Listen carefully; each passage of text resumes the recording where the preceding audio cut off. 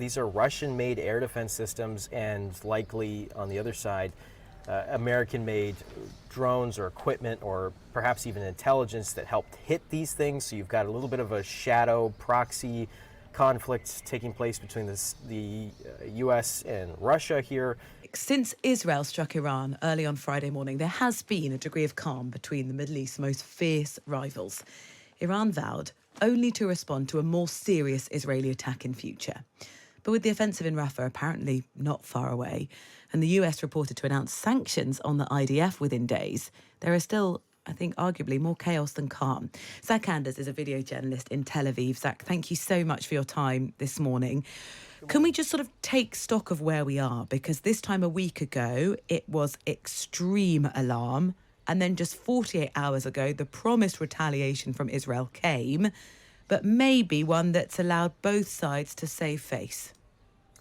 Yeah, I'll walk through just the last 24 hours of headlines have been remarkable. The commentators in Israel are still circling around the point of, okay, what exactly was hit in Iran? It's not publicly confirmed what the specific target was prior to what Iran says was hit, which is air defense systems. There's an element to this, too, that is interesting, that these are Russian-made air defense systems, and likely on the other side, American-made drones or equipment or perhaps even intelligence that helped hit these things. So you've got a little bit of a shadow proxy conflict taking place between the U.S. and Russia here as Russia defends Iran.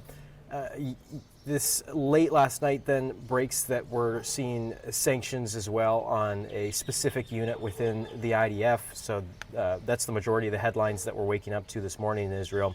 But also that on Saturday, the Palestinian Authority is claiming that 14 Palestinians were killed in raids in the West Bank on Saturday in the northwest area of the West Bank. And the amount of violence that has been taking place in the West Bank over the last week and a half has been very extreme. A lot of settler clashes that have been taking place, and that's the thing that's been missing out of the headlines largely, is how much or how violent the West Bank has been over the last few days. Yeah. For now, does it feel as though Netanyahu thinks I've achieved what I needed to in terms of showing Iran and the world that we were going to fight back?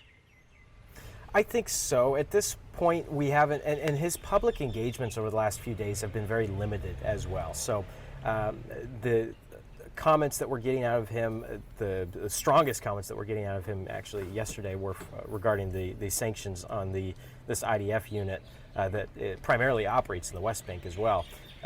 Can you explain for us why those sanctions are coming? So this is one of the things that I sometimes need to defer to somebody that's much more intelligent than I. The concept of the sanctions, to me, I just don't understand, because the reporting that's coming out of Axios says this will be a sanction that makes it so they can't be trained or receive U.S. assistance. But I don't understand when you're sanctioning individuals within a specific unit of the IDF. And this unit is interesting and has been in the headlines before because it's primarily consists of Orthodox men who serve, which is a rarity. And they primarily serve in the West Bank, where a lot of the settler violence has been taking place. Now, the reporting from Axios says that Blinken and the State Department, they're issuing these sanctions not for actions that are taking place during the last 6 months, during the Israel-Hamas war, but for previous incidents that they say violated human rights. So it doesn't appear that, like some of the other sanctions that have been acted upon settlers in the West Bank, where they're no longer allowed to have U.S. bank accounts, potentially their travel to the U.S. is limited. It doesn't appear that this has anything to do with this, that it's going to exclude them from future U.S. military training, which again is something I just don't quite understand what that looks like. And I don't understand how you're going to be able to single out these individuals from the totality of the IDF and say just these soldiers And for what period of time, we don't know. For how many soldiers does this affect? It says a single unit. Is this dozens? Is it just a few men? We just don't know. Yeah, we're going to put and hear the answers to some of those when we hear later on from the former senior advisor on the US State Department's Israel-Palestine negotiating team, kind of getting the US perspective a little bit later on the programme. For now, Zach, we're hearing about this huge sum that's been unlocked by the US Congress, lots of support for Ukraine, but within that, $26 billion of aid to Israel. What's that going to be spent on? What's it going to be used for? Yeah, and from my understanding, it's going to subsist of primarily, or the majority of the greatest sum of these billions are supposed to go to Gaza. What that looks like in reality, again, is going to be something that will deserve a lot of attention, because the remaining billions are going to, it looks like $5 billion to replenish the missile defenses, which every time you see those videos of the Iron Dome in action, that's hundreds of thousands of dollars up into the sky that lights up like a firework. The $3.5 billion, they say, for buying new weapon systems, $2.4 billion to United States operations in the region. I saw this morning that the foreign minister that said that this package is sending a strong message to our enemies. The Palestinian Authority president said this was a dangerous escalation and an aggression against the Palestinian people, this aid package, or this package for Israel. What it's going to look like, though, for the potential $9 billion that's supposed to be allocated for Gaza,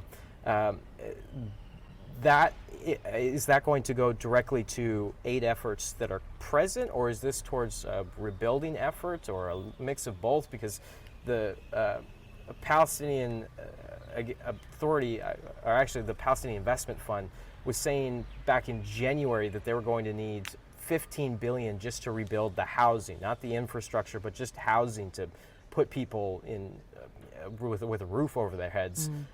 So I'm not entirely sure that this aid package is thinking about the day after of this rebuilding mindset. I think this is more in the present day, assisting Israel in this conflict. And of course, it's a mix of military assistance, some aid, where exactly that funding for the aid is going to go. Again, when we've got NGOs and the United Nations on the ground that are just having a miserable time trying to climb this mountain, this Mount Everest of fixing some of these problems that have been created by really just a terrible conflict that's been inside that very narrow territory. And as we hear, that offensive in Rafah apparently now not far away, and the US extremely reticent and cautious, and urging Netanyahu to consider actions that, limit civilian deaths. Zach, thank you so much. Zach Anders, a journalist in Tel Aviv, keeping us up to date on